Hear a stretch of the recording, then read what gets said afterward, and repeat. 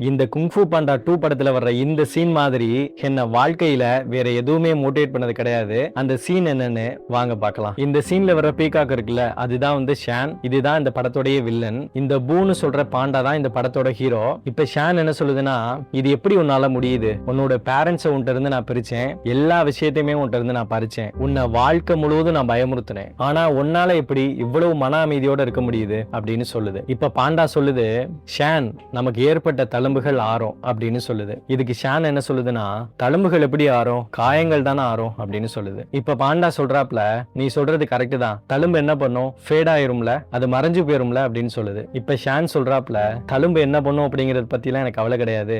இல்ல ஷான், இதை நீ புரிஞ்சுக்கணும். நம்ம பாஸ்ட்ல நடந்த எந்த விஷயமும் அந்த அளவுக்கு முக்கியம் கிடையாது, அதை நம்ம கடந்து போகணும். எது முக்கியமான விஷயம் தெரியுமா? இந்த நிமிஷத்துல இருந்து நீ யாரா இருக்க விரும்புற, அதுதான் முக்கியம் அப்படின்னு பாண்டா சொல்லுது. இந்த ஸ்டோரி உங்களை மோட்டிவேட் பண்ணிச்சா இல்லையா? கமெண்ட்ல சொல்லுங்க.